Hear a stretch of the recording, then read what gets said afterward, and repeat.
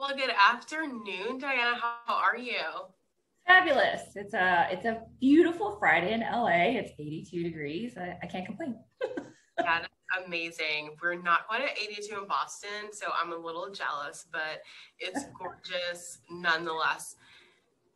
So I am really excited to have you here this Friday on Confidence Conversations. We have so much to talk about. I'm excited to be here. And thank you in advance for having me, by the way. Yeah. So I'm going to just jump right in and ask you, what does confidence mean to you? Well, there's so many. Where do I start? Confidence right off the bat in my head means that your worth is not tied to other people's words. Mm, So seeking validation, all of that, it's walking in your truth and walking in your power and knowing who you are and what you bring to the table, which that means to me confidence, because it doesn't matter what other people say or think of you, you know who you are and you know what you bring. So that's confidence to me. I love that. And I like the first thing that you said, which is that your worth is not tied to other people's words. Um, that is crucial. And I think a lot of times we have the tendency to define ourselves by what other people have said about us, things that we've heard in our childhood, any kind of labels that we've picked up Yes. along the way. Yes, and especially, when we put ourselves out there, like, when we're doing podcasts and being an entrepreneur and putting your product out there, it really, you have to remind yourself that not everybody is going to love what you do. Not everybody is going to love your product because it's just for, especially if it's a very niche area.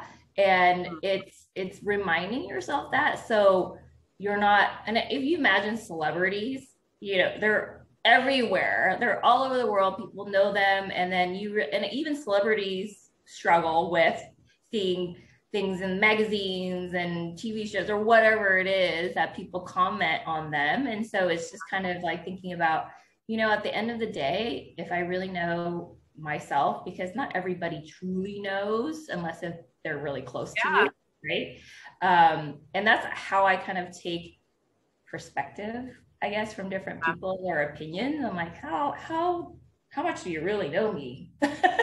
Or do we just meet and you just are giving me your opinion? Right, we present ourselves, and it could be that I'm having a great day and you get to perceive me from that point of view, or maybe I just came from exercise class and I have on yoga pants, and it's everything from like the way that you speak to how you're dressed to the things that you say, the way that you're able to show up that day, right, that people are judging you on. But at its core, you're so much more than like your presentation, especially like your presentation in one moment. And Yes. so taking a step back and realizing like, dude, I am way more multidimensional, multifaceted than a snapshot of me that someone's able to get from a moment. And also being okay with not defining that for people all the time, or thinking that you have to constantly like explain yourself. Oh no, I've been through XYZ, you should trust me, or just trying to get people to understand always who we are, rather than just being able to like live in our truth and being okay with other people having their own opinions. Exactly. It's having friends or family, right? That, and sometimes your family doesn't really, there's some families out there that really don't know you. But you have to take that into account. Like, I have friends that have known me all my life. So they've seen every aspect of me, every layer of me. And so if they're going to stop me out of nowhere and like, hey, you need to check yourself, this is kind of going this way or that way, then I'll take that credibility, that opinion. I'm like, okay, I'm going to step back and understand and trying to figure out what they're trying to say. And we're always learning and we're always improving. And so one of the things is being open to feedback, constructive feedback, because you want to be better, you want to do better. And so for me, I kind of take it like, okay, how well does this person know? Oh, they know me very well. And if they're saying this, I need to improve on something, right? So anyway, off on a tangent. No, that's so important, right? It's like having the confidence to stand in your truth while also having the ability to be open and accept constructive criticism, because I think that that's so crucial and that's how we grow. We don't grow when we're surrounded by people who are just telling us, oh, Jocelyn, you're so fabulous. I'm like, oh, yeah, that's great. You don't have that opportunity to grow if you're not hearing from others. So I think that having a level of discernment to stand in your truth, be confident in who you are, but also take feedback from others is crucial. So I love that you laid that out very nicely.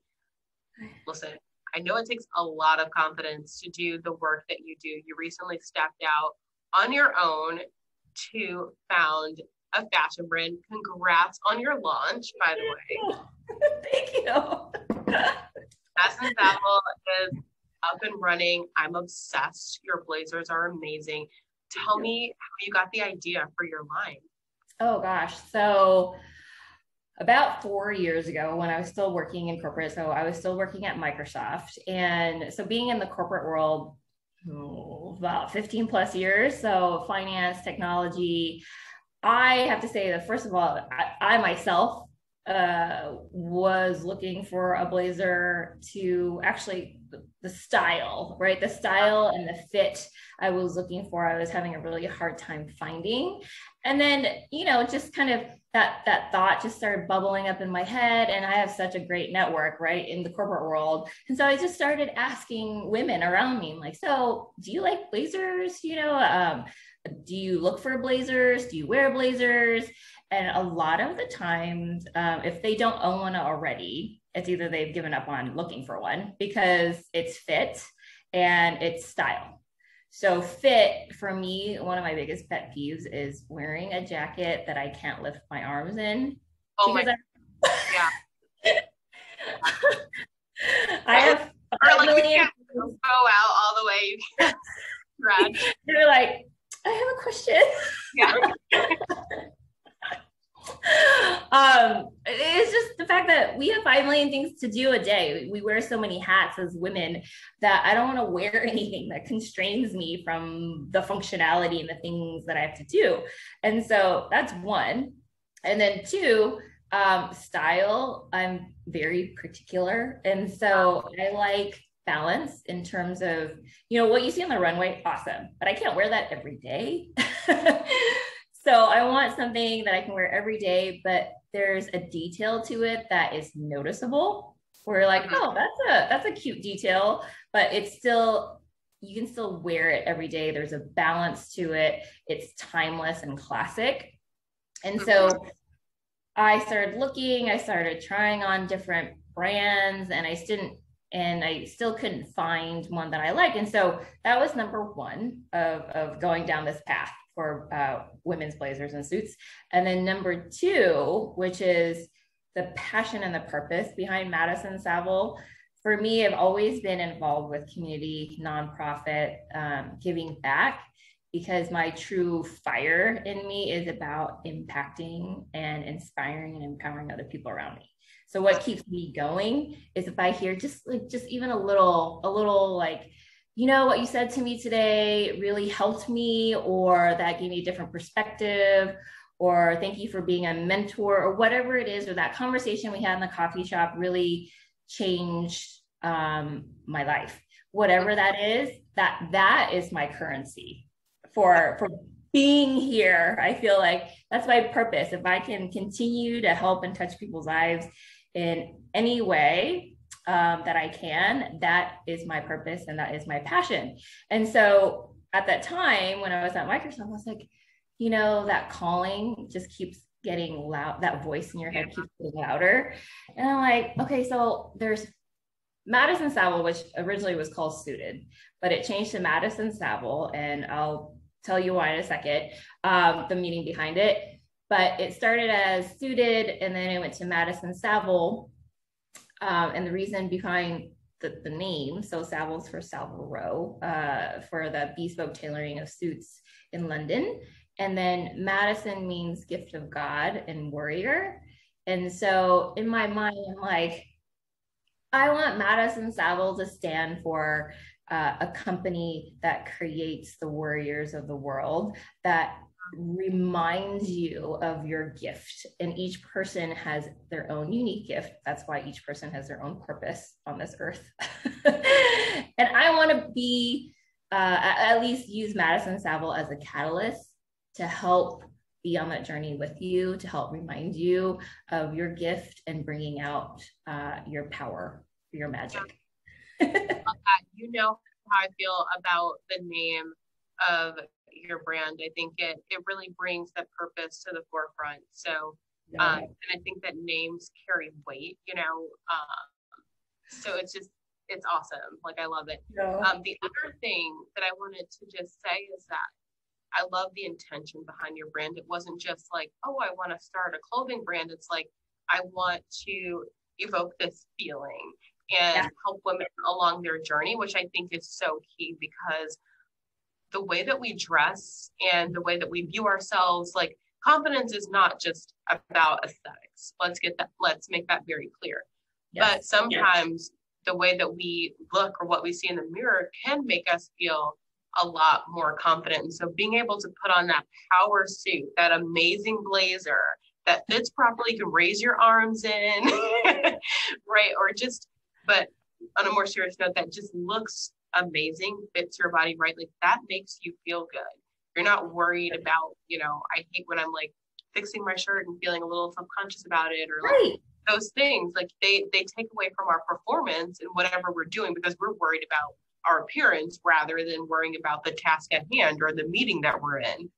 Yeah, you're distracted, right? I've been in those situations wearing clothing where I'm just kind of like, I need to adjust, right? So you're just thinking about how you're adjusting if something is showing, except you're not focused on being present and like what you need to present, for example, in a meeting or whatever it is. So yes, absolutely, 100% agree.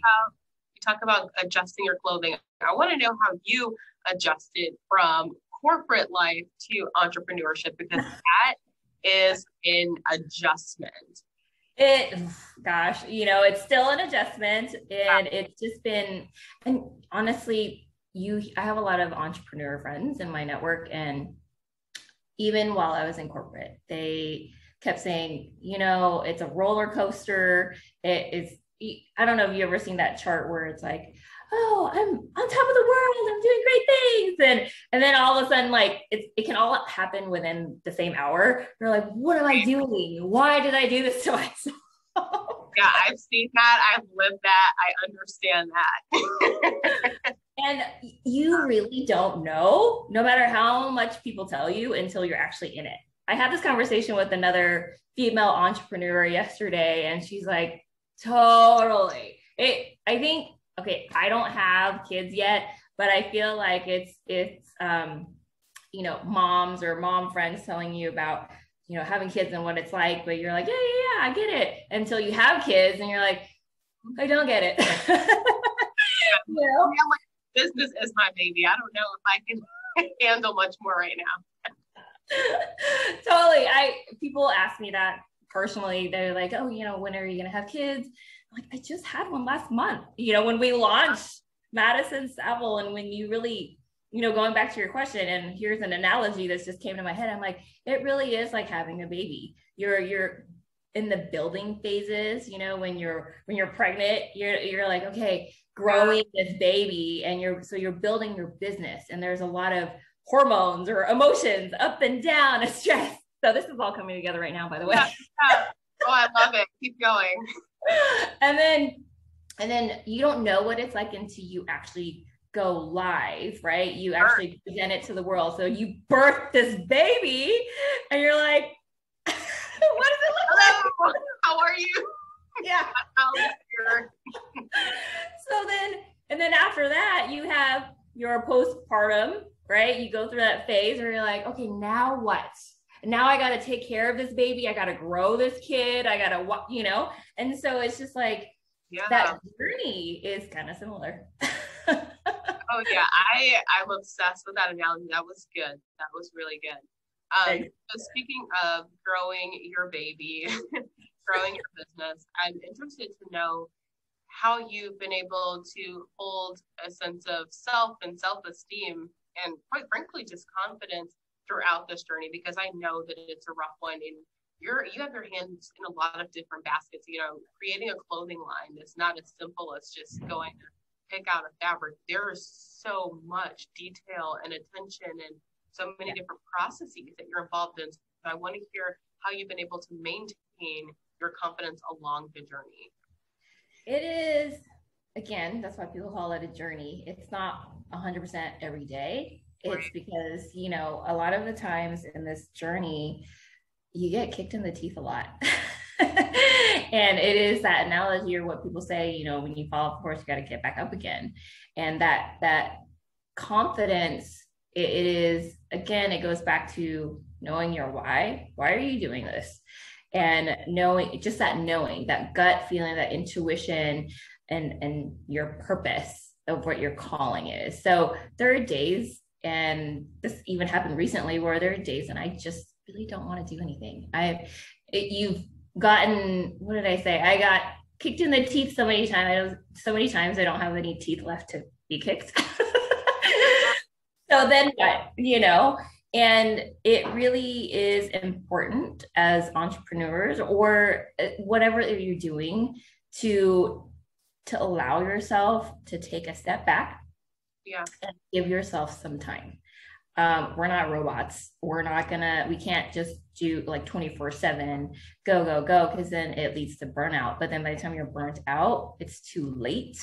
So you have to have those checkpoints where you're like, okay, I'm going down a dark path, you know, it's getting this way, because you'll notice your energy, you'll notice your thoughts are getting more negative, right? And this is the journey. And part of that confidence is loving yourself enough to go, I need to take a wellness day, or I need to take a couple days off, because the world will keep going. Nobody will even notice, trust me. People are so much harder on yourself than anyone else ever will be. And I think that we don't realize that. We kind of think like we're the center of our own universe, right? So we think that we're the center of everyone else's, but it's like, you can take time off and people will be okay with it. You know, and if you don't respond to an email right away, guess what? Apologize if you'd like to, you know, say apologies for the delay, and and then go about your merry way. People are way more understanding than we think, but just taking that time for yourself, I think, is so important, because burnout is a whole different kind of beast. And you do know, like you said, when you're going into those, you know, dark holes, or when you're starting to experience burnout on a like micro level, because burnout as a whole thing is completely different, but on a daily level, just thinking about like, okay, my brain really is not functioning right now. I've been sitting here and I haven't been getting anything done. At that point, it is so important to just say, okay, I am done. Yeah. And that was a hard lesson for me to learn, because I'm used to just go all the time, especially in corporate, where, you know, the work is coming. Like, I was a director at a company, but the work is still coming from elsewhere. So it's not as creative as, you know, being an entrepreneur. I get it. Yeah. You need those juices flowing. And I was used to being able to just continue. But you have to allow yourself to take a step back. And even if you are in that corporate position, just knowing when my brain needs some rest, and you'll be way more productive when you come back having had the break that you need. And you'd be amazed at how much you can get done in a shorter period of time when you allow yourself to just breathe. Yes, it's easier said than done. Like you said, you know, sometimes when you're just in the weeds and you're in it, you're like, no, I have to get this done. I'm a checklist person. So if I can stop, I'm like, oh, that feels so much better.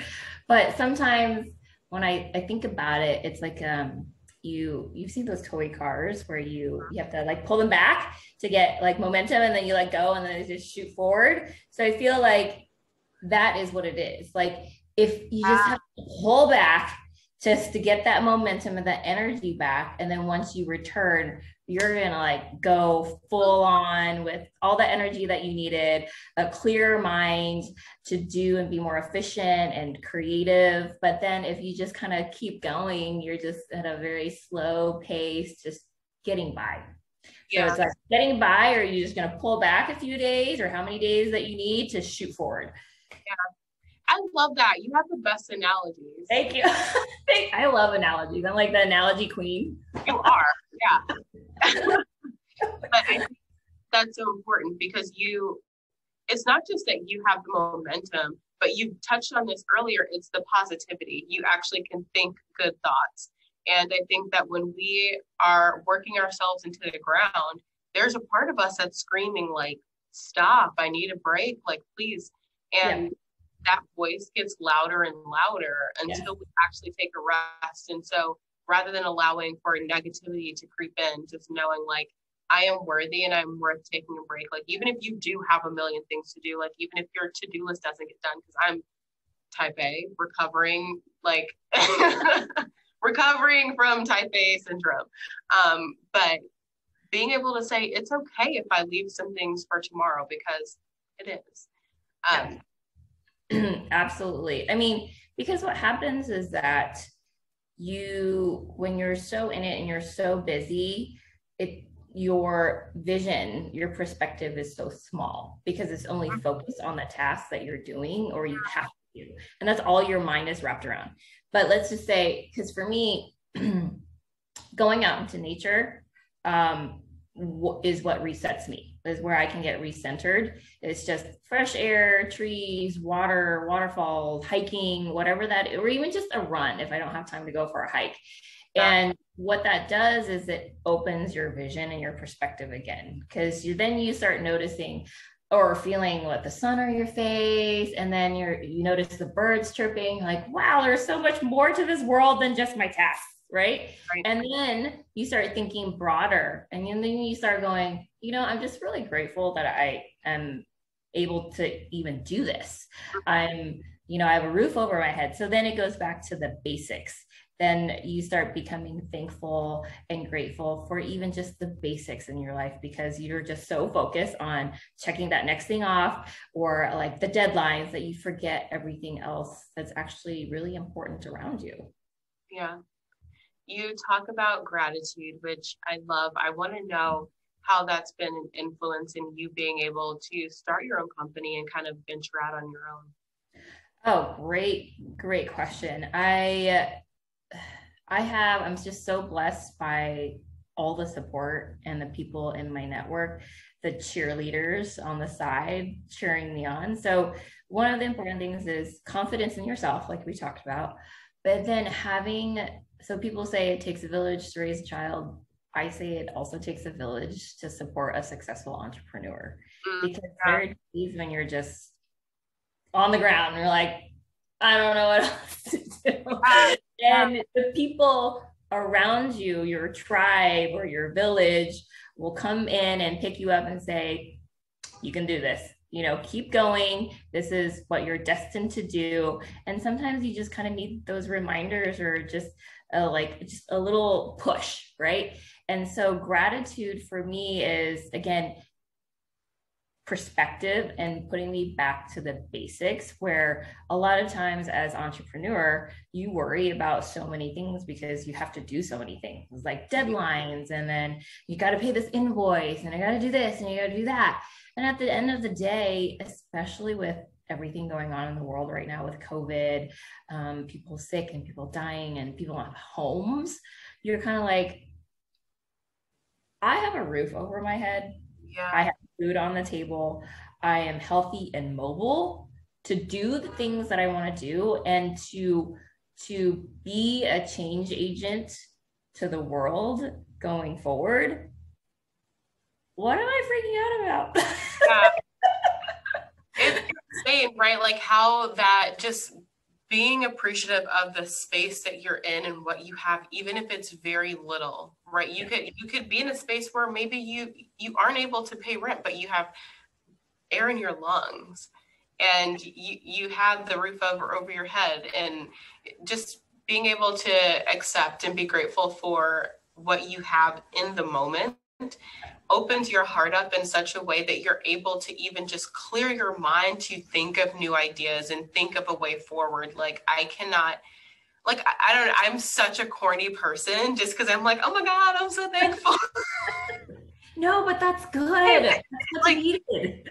Yeah, and it makes you just happy and psyched to go on and continue to do other things because you realize like I have so much, I've done so much, like I can continue to do so much. Like I've been through hard things before and I can continue to do them. Like looking back on that stuff in the past and being grateful for how you've overcome, like that's the fuel to the fire to keep you going. Like realizing that like you've done hard stuff and you can do hard things. Yes. And you can do it again. You did it before, you can do it again.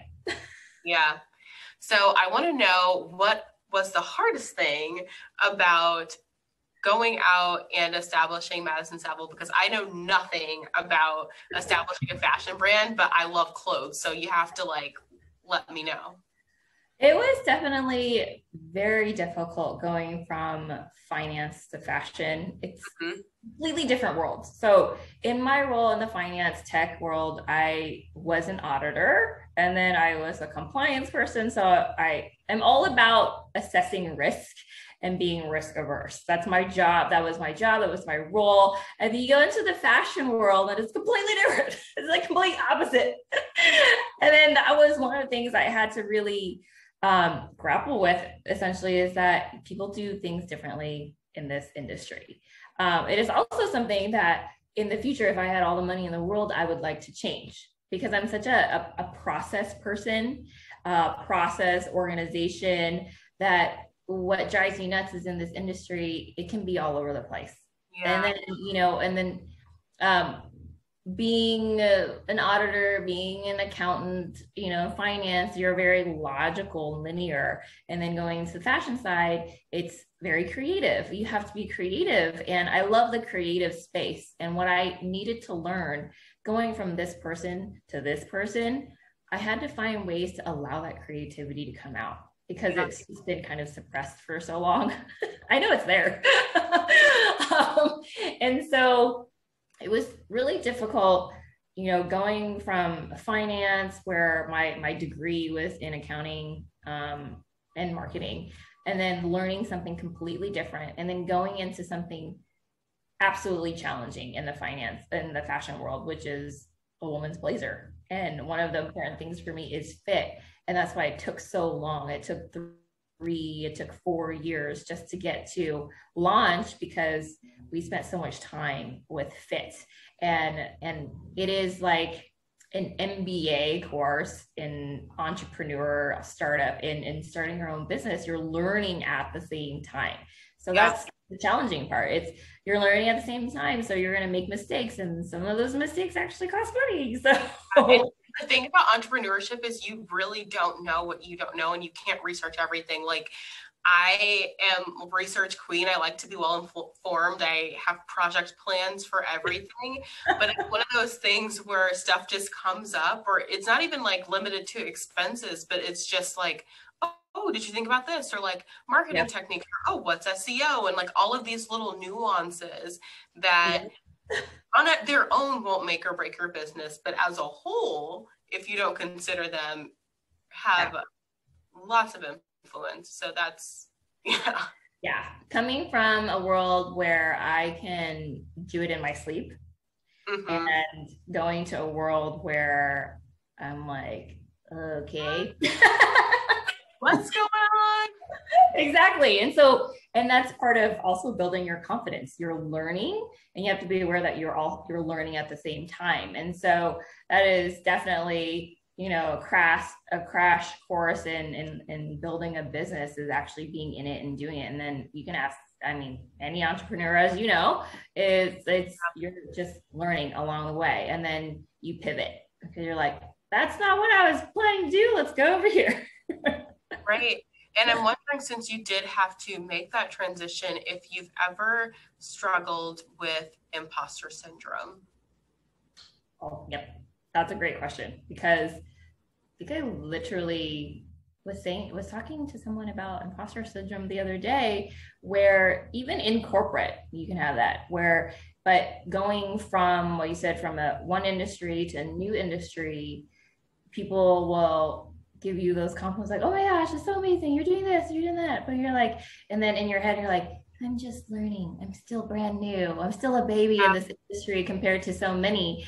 But then you step back and then there are people like, hello, you just launched, that is a huge feat, you know, like you went from here to here. Fashion designer, business owner, yes girl.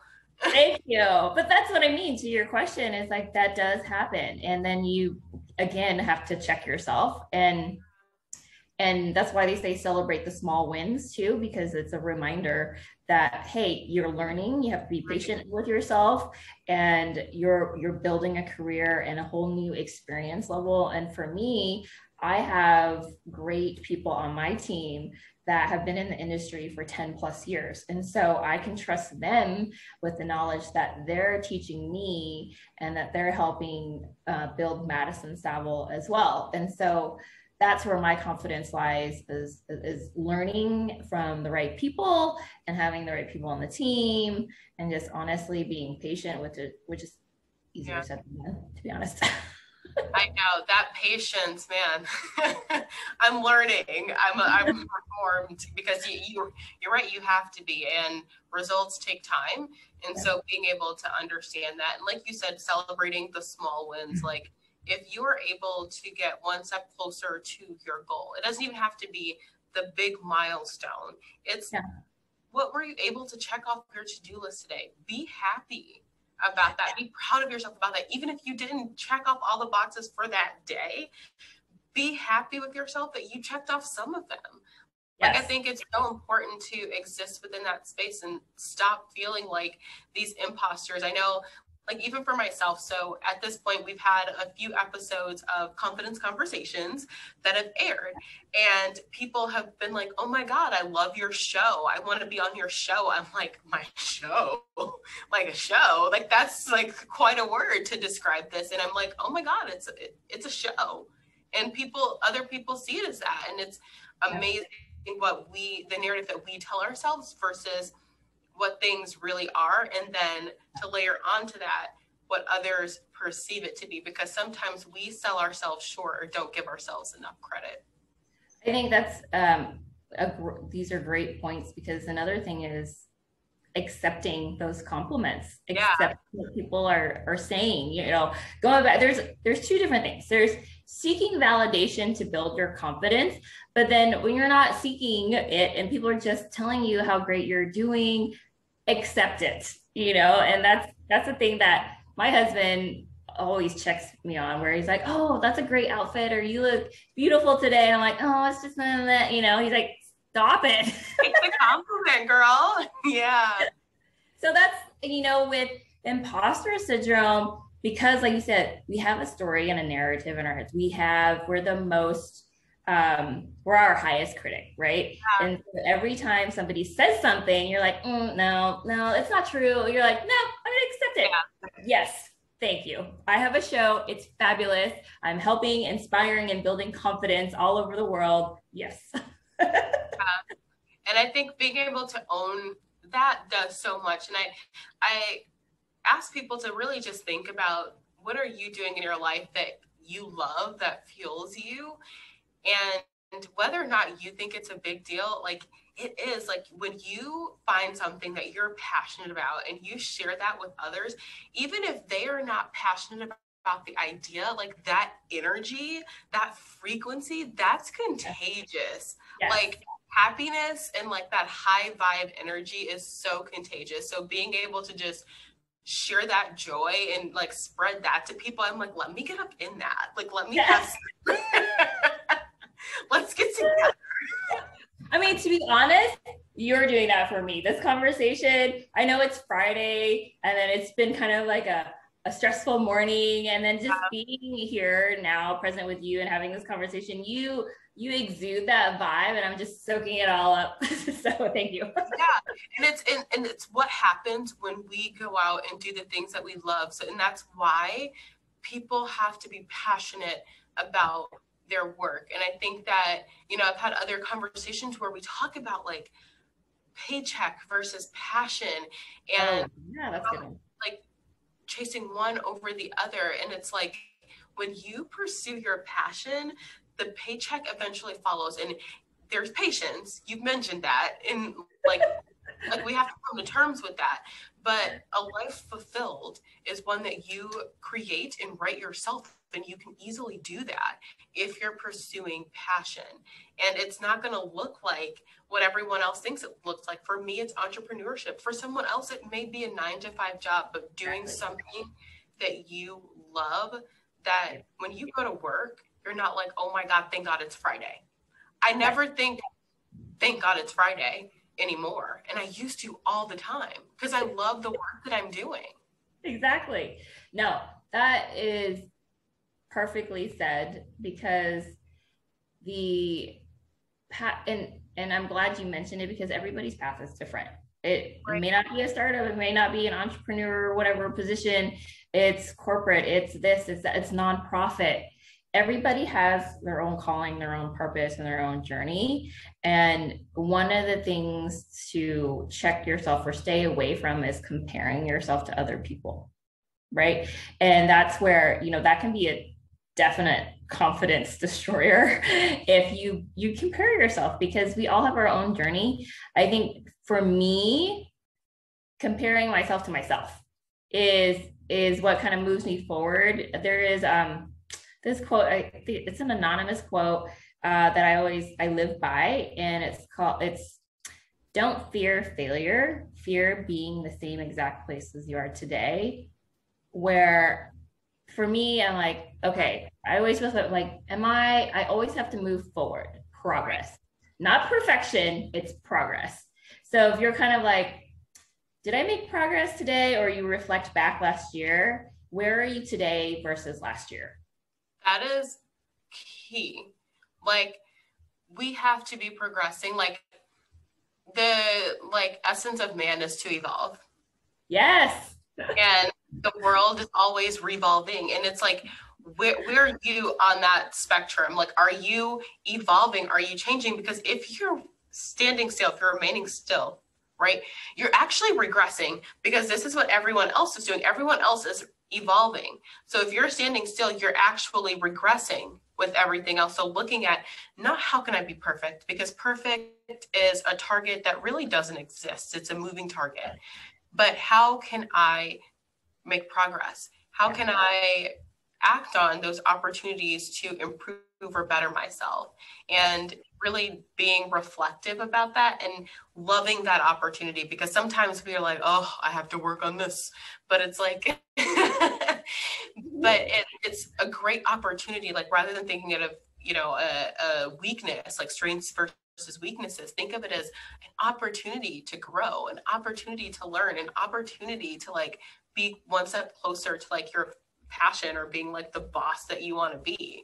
So good. So good. Yep. Yeah. It's just, you know, and sometimes if you go, I didn't make that much progress, and it's action, right? Like, okay, so if that's the case, then what's the action? Yeah. What's the first step you can do? Because when I started, my first step was, all right, I'm just going to start putting inspirational images or tears from magazine on the wall. That will be my first step. Maybe that will inspire me to do more, you know? Yeah. Yeah. So that's a huge step. Mm-hmm. That's a huge step. Like, something, it's like you laugh about it and like, oh, it's so smart, or like creating a vision board, or like all of these things that like sound corny, but it's like that one little step of just making your mood board, putting up those images, that was the inspiration you needed to actually go forward. So that seemingly small step was actually monumental. And I think that we need to get out of like the mindset that we have to do something like huge or like grand to like make a difference or make a change, because it's the small stuff that you do every single day that get you there. If you're focused on just one thing at a time, what feels good today, what can I do today, not like taking into consideration those breaks that you need, right? But looking at what can I do today and doing it. If it's a mood board, put it up. If it's a sticky note that you need to inspire yourself because you're not feeling good today, put it up. It's something. It's something done, like whatever it is, just do it. Yeah. I should be a Nike advocate. Just do it. I love it. Yes. I'm going to reach out for my sponsorship. Can I be an ambassador? Yeah, exactly. So I want to know a bit more about the future of your company and where your vision is. Like, what's on that vision board now for you? So many big things, Jocelyn. Yeah. So many big things. Yeah. Going back to what I was saying about Madison Savile, inspiring and empowering and impacting women, people all over the world. It is wanting that calling to make a bigger impact, a bigger ripple effect, and thus the creation of Madison Savile. And it's whatever that we do with Madison Savile, I want it to be with inspiration. Is this inspiring? Is this empowering? Is this impacting? So one of the first things was designing the blazer with words of affirmation. So the first collection is unstoppable and fierce. And I always go, are you testing me on those words? Because it's like, are you really unstoppable? Yeah. So every time you open the blazer, it is a reminder that you are unstoppable and fierce. So that's one. That's amazing. Thank you. And then the future of Madison Savile, my vision is through our collaborations, our partnerships with nonprofits, is building and being on the journey, whatever that is, where like podcasts, pop-up shops, speaking events, where I would like to tie in Madison Savile with empowerment speaking, with nonprofits. So right now, we've partnered with Elizabeth House for a donation, a percentage of our proceeds will go to Elizabeth House that helps women and children experiencing homelessness. So it's things like that. But in the grand scheme of things, I would like to build a foundation. I would like to build Madison Savile to be a company that other companies aspire to be. Meaning, like, with everything going on, and especially because this is a female-owned business, this is for women, empowering women, doing things like all the issues that face us today about daycare, childcare, healthcare. There are a lot of hurdles that women have to jump through. Mm-hmm. And then with COVID, it's like we kind of took some steps back, right? And so with Madison Savile, I want to build a company, a global brand, successful to where we can build a company and give back and create organizations and create pillars like daycare for all of our workers. You don't even have to worry about daycare. That's the dream. It's like, don't worry about it. I want to set up a company and set up pillars of success that enables and empowers you, because it's just so many things that we as women have to handle and think about. But really, it's like, well, equality of the world. If I can help you take that off your plate somehow, then I'm going to do it. And that's the vision of Madison Savile becoming a global successful brand, to become a company that other companies aspire to, because we've set up all the things that is needed to make and help a woman be successful in her own power. Yeah. No, I am speaking that into existence for you. I love what you're doing and the vision behind your work. So I love what you say about really taking the time to speak those words of affirmation into you and incorporating them into the blazers.